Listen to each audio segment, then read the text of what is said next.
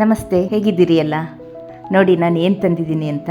ಹಲಸಿನ ಹಣ್ಣು ಮಾರ್ಕೆಟಲ್ಲಿ 12 ಸೊಳೆಗೆ 100 ರೂಪಾಯಿ ಕೊಟ್ಟು ತಂದಿದ್ದೀನಿ.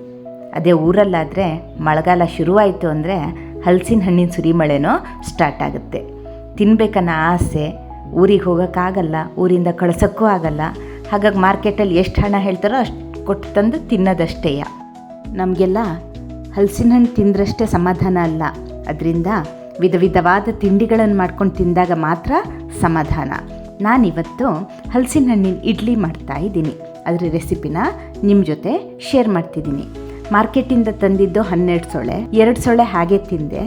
ಇನ್ನು 10 ಸೊಳೆಯಲ್ಲಿ ಸ್ವಲ್ಪ ಪ್ರಮಾಣದಲ್ಲಿ ಇಡ್ಲಿ ಮಾಡೋಣ ಅಂತ ಹೊರಟಿದ್ದೀನಿ.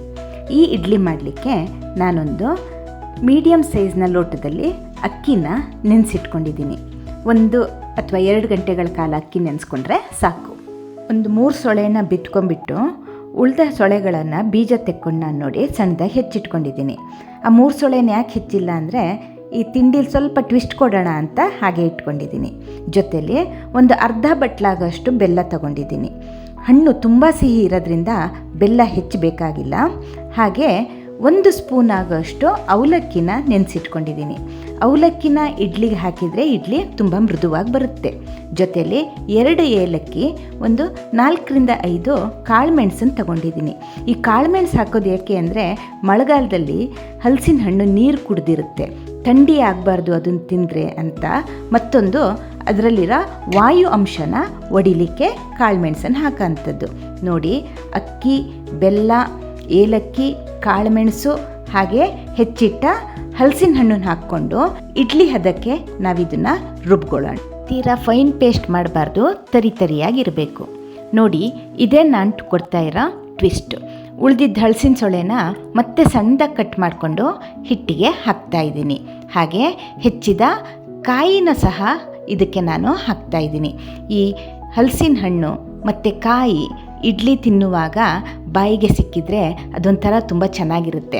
ಹಲಸಿನ ಹಣ್ಣು ಸಿಕ್ಕಿದರೆ ಒಂಥರ ಜಲ್ಲಿ ಸಿಕ್ಕಾಗುತ್ತೆ. ಅದಕ್ಕೋಸ್ಕರ ಈ ಟ್ವಿಸ್ಟ್ನ ಕೊಡ್ತಾಯಿದ್ದೀನಿ. ಈಗ ಇವಿಷ್ಟನ್ನು ಚೆನ್ನಾಗಿ ಕಲಿಸ್ಕೊಳ್ಳೋಣ.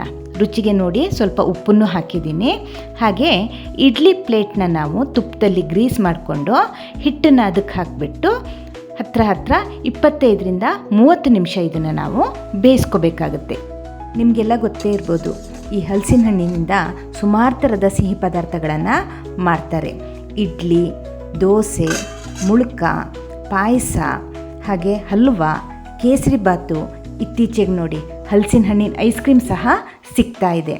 ಅಷ್ಟು ರುಚಿಕರವಾದ ಒಂದು ಸೀಸ್ನಲ್ ಫ್ರೂಟ್ ಇದು. ನೋಡಿ, ಈಗ 25 ನಿಮಿಷ ಆಗಿದೆ.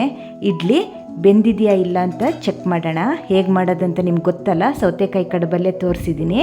ನೋಡಿ, ಚಾಕುಗೆ ಹಿಟ್ಟು ಅಂಟ್ತಾ ಇಲ್ಲ, ಇಡ್ಲಿ ಚೆನ್ನಾಗಿ ಬೆಂದಿದೆ. ಮತ್ತೆ ಮುಚ್ಚಳ ಹಾಕಿಬಿಟ್ಟು ಸ್ಟವ್ ಆಫ್ ಮಾಡಿ ಇಡ್ಲಿ ಪಾತ್ರೆಯಲ್ಲಿ ಹಾಗೆ ಇದನ್ನು ಒಂದು 10-15 ನಿಮಿಷ ಬಿಡೋಣ. ಬಿಸಿ ಬಿಸಿಯಾದ ಹಲಸಿನ ಹಣ್ಣಿನ ಇಡ್ಲಿ ರೆಡಿಯಾಗಿದೆ. ನೋಡಿ, ಇದನ್ನು ತುಪ್ಪ ಹಾಕ್ಕೊಂಡು ತಿಂದ್ರಂತೂ ಆಹಾ, ರುಚಿ ಅದ್ಭುತವಾಗಿರುತ್ತೆ. ಅದೇ ರೀತಿ ನಾನು ಹೇಗೆ ಸೌತೆಕಾಯಿ ಕಡುಬನ್ನು ಕಾವಲಿ ಮೇಲೆ ಹಾಕಿ ರೋಸ್ಟ್ ಮಾಡಿ ತೋರಿಸಿದ್ನೋ ಅದೇ ರೀತಿ ಹಲಸಿನ ಹಣ್ಣಿನ ಇಡ್ಲಿನೂ ಸಹ ಮಾಡಿಕೊಂಡು ತಿನ್ಬೋದು. ಒಮ್ಮೆ ಟ್ರೈ ಮಾಡಿ ನಿಮ್ಮ ಅಭಿಪ್ರಾಯನ ಕಾಮೆಂಟ್ ಬಾಕ್ಸಲ್ಲಿ ತಿಳಿಸಿ. ಧನ್ಯವಾದಗಳು.